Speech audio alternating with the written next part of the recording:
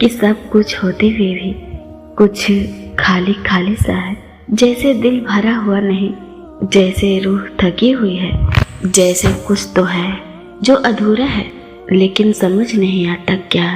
اور پھر ایک انسان آتا ہے تمہاری زندگی میں، اس کی باتیں، اس کی موجودگی، اس کا وجود، یہ سب تمہارے دل کو راحت دینے لگتا ہے۔ تم سمجھتے ہو شاید اب وہ ادھوراپن بھر جائے گا، لیکن اچانک وہ انسان چلا جاتا ہے، تم ٹوٹ جاتے ہو، سوچتے ہو کیوں ایسا ہوا؟ کیا میری محبت سچی نہیں تھی؟ کیا میری دعا میں اثر نہیں تھا؟ پر تم یہ بھول جاتے ہو کہ اللہ کبھی بے وجہ نہیں چھینتا، وہ ہر کمی کے پیچھے ایک مرض چھپا ہوتا ہے، اور ہر مرض کے پیچھے ایک مرہم۔ اللہ جب کسی کو تم سے دور کرتا ہے تو کبھی کبھی یہ اس کی رحمت ہوتی ہے، وہ تمہیں بتانا چاہتا ہے کہ سکون کسی انسان میں نہیں، صرف اسی کے پاس ہے۔ کبھی کسی کی جدائی تمہیں اس لیے ملتی ہے تاکہ تمہارے سجدے سچے بن سکے، تاکہ تمہاری آنکھوں سے بہنے والے آنسو اللہ کی رحمت کو کھینچ لائے۔ کبھی کبھی اللہ تمہارا دل توڑتا ہے تاکہ وہ اسے ٹوٹے دل میں خود اتر سکے۔ اب سوچو، 3 وجہ وہ سمجھاتی ہیں کہ اللہ کیوں کبھی تمہیں اکیلا کر دیتا ہے۔ اللہ چاہتا ہے کہ تم صرف اسی سے محبت کرو۔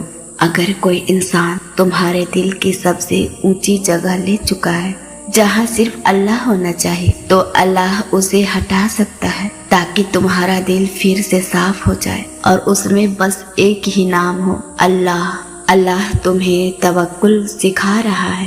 جب کوئی تمہارے سوالوں کا جواب نہیں دیتا، جب زندگی میں انجانے راستے آتے ہیں، تو اللہ چاہتا ہے کہ تم بنا دیکھے بھروسہ کرنا سیکھو۔ یہی توکل ہے جو حضرت یوسف علیہ السلام نے کنویں اور جیل کے اندھیرے میں کیا تھا۔ اللہ تمہیں اپنے قریب بلا رہا ہے۔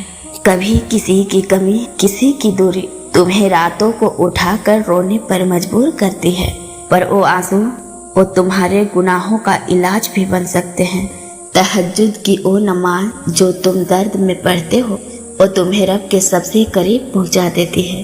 تو اگلی بار جب کوئی یاد تمہارے دل کو چیر دے تو سوال مت کرو، سجدے میں گر جاؤ، کیونکہ ہو سکتا ہے تمہاری محبت کا سفر عبادت کا راستہ بن چکا ہو، اور اللہ نے تمہیں کسی کی جدائی دے کر خود سے ملنے کا موقع دیا ہو، کیونکہ اللہ جب چھینتا ہے تو خالی کرنے کے لیے نہیں، بھرنے کے لیے چھینتا ہے۔